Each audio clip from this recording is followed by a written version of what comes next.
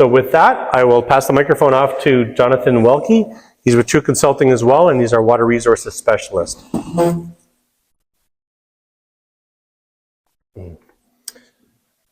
Thanks, Gary. It's good to be back in Cache Creek. So Cache Creek has a small place in my heart. So I love getting back here whenever I can. This presentation is going to be talking just a review about flooding, flood resiliency. Flooding is a rather complex problem. There's technical complexity. There's multiple dimensions of uncertainty. There's high expectations, high stakes, high emotions when it goes. Often there's intense scrutiny, which is why there's a lot of people here, and there's often limited capacity. And so that's time, money, and personnel to deal with these things. Primarily because they happen every once in a while. It's not a day-to-day issue. And one of the key considerations is that we're limited by historical decisions and historical thinking. Primarily because, with colonialism is that we settled to the rivers and the water courses probably a little bit too closely in the past.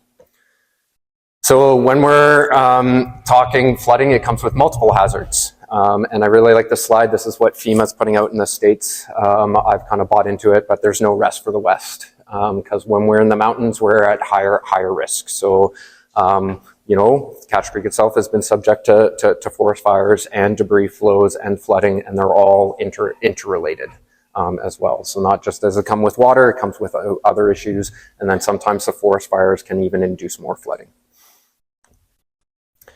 And when we look at this, when we look at multiple hazards, we look at kind of the exposure and the hazards and then the vulnerability of those, and those all combined into risk.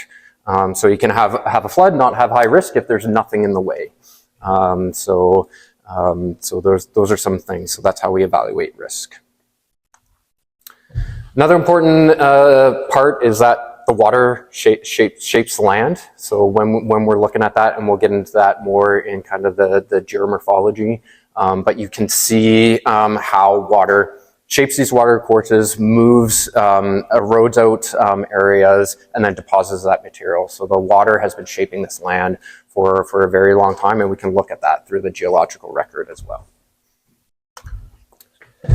And then we got to tack on climate change on top of this. So on this slide here, you can actually see a graph, and that's from the River Forecast Center. You can see that graph spikes. That's from the 2020 events. Those are the types of stuff that, when we're dealing in the Emergency Operations Center, and actually that graph kind of gives me a little bit of stress just looking at it, because I remember trying to figure out what to do with that type of prediction. And so even with the flows that we're estimating, flows are getting higher. So with this climate change thing, we have a lot more uncertainty. So the stuff that we experienced in the past is not going to be the same as what we experience in the future. So that's another key uncertainty when we're talking flooding.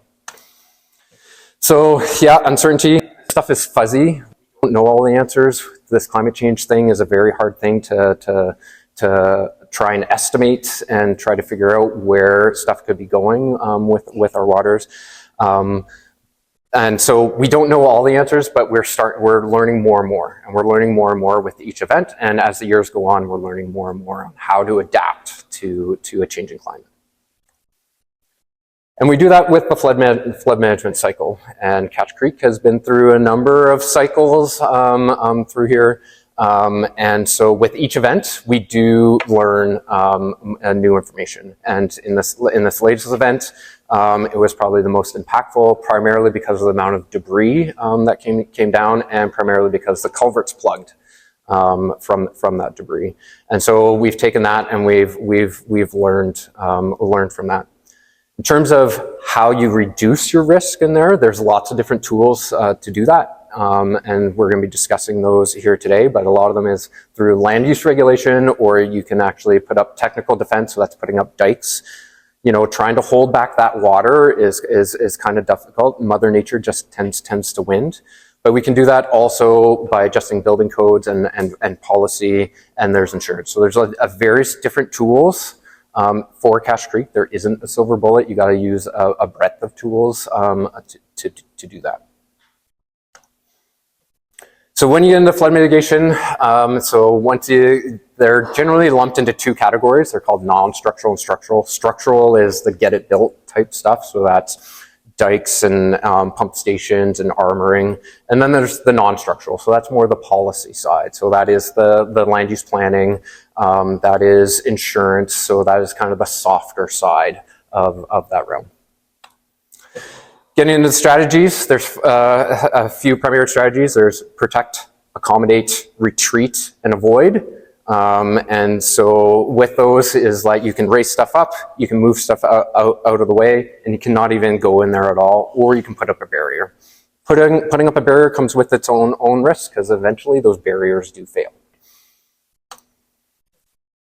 And so we're just going to get into it. So when dealing with flooding, you really need to take an adaptive approach, especially with this climate change. It's an ongoing process. We learn from each cycle. Nature is unpredictable. It's hard to control. I think sometimes in the past we think we can control it, and it turns out that we actually can't. So we always need to keep that in mind. So water will continuously shape the land. And the work that the village has done, so that's with the floodplain mapping, that's with the flood mitigation plan, and that kind of supports us and gets us into the next steps, which gets us into kind of a bylaw and the policy side side of it. And so yeah, we'll move on to Gary to start talking about a little bit more about that policy.